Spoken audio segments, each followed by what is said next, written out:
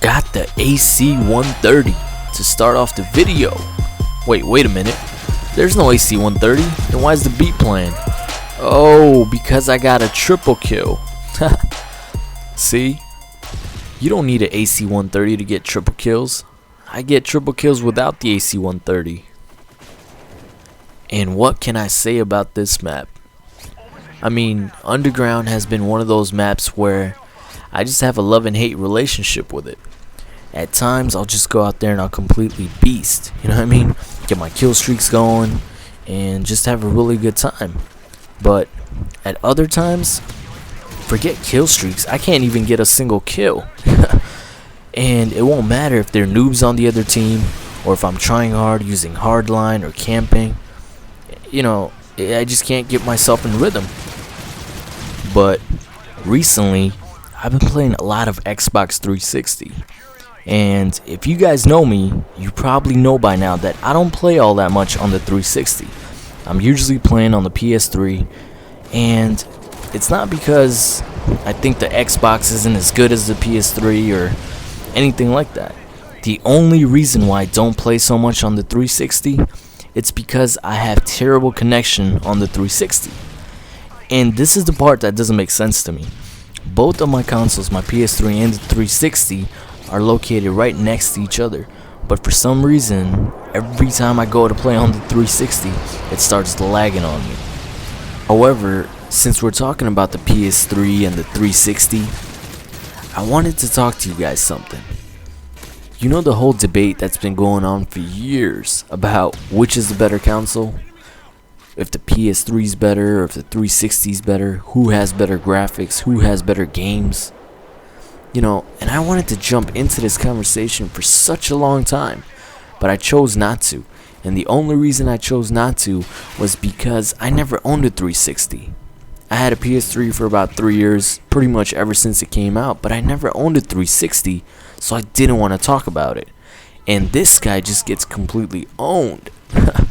I mean, it just seemed like he was having a nice day, strolling through his day, and I just knifed it and ended it.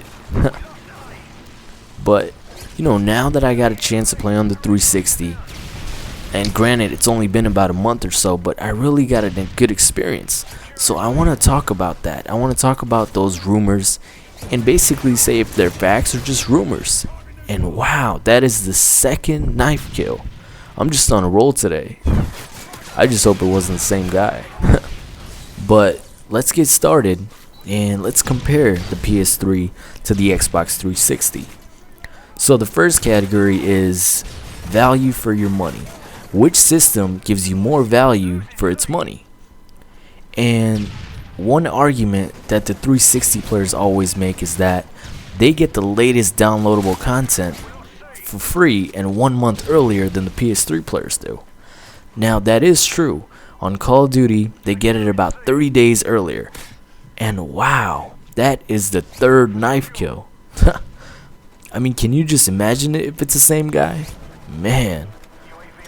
But since they get the downloadable content about 30 days earlier, it is a little bit of an advantage. However, it's not for free. They have to pay $60 every year to go on Xbox's internet system.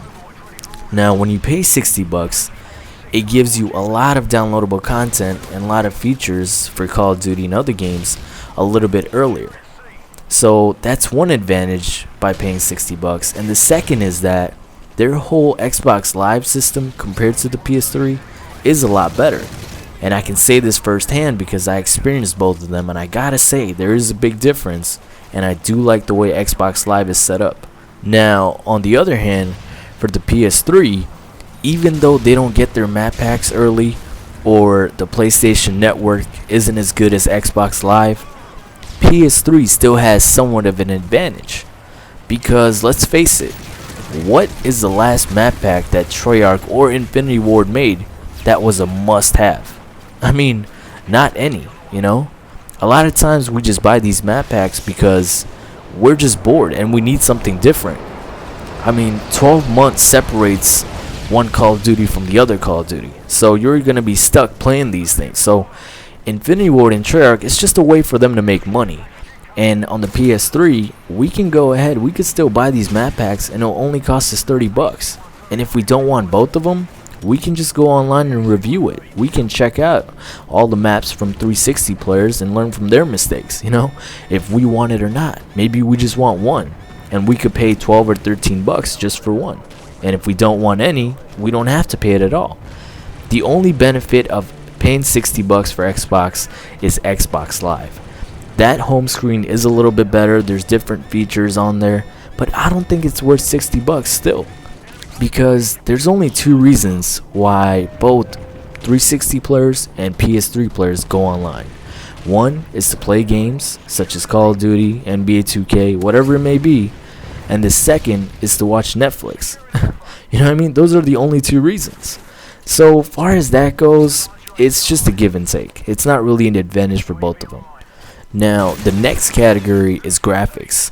Which system gives you better graphics?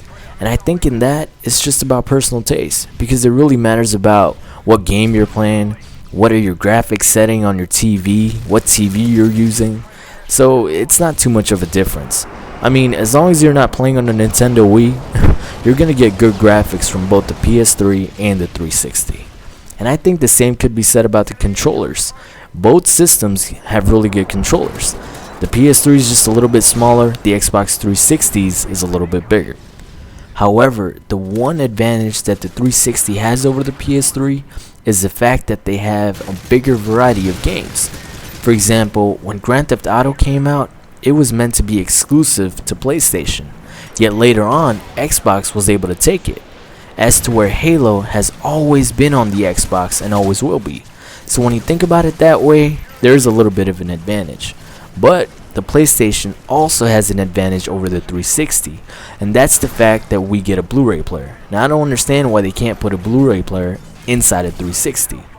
So at the end of the day, it's just basically about what console you started off playing. That'll be the best for you. But I hope you guys enjoyed this commentary. I went 40 for 6. Like and subscribe, and take care.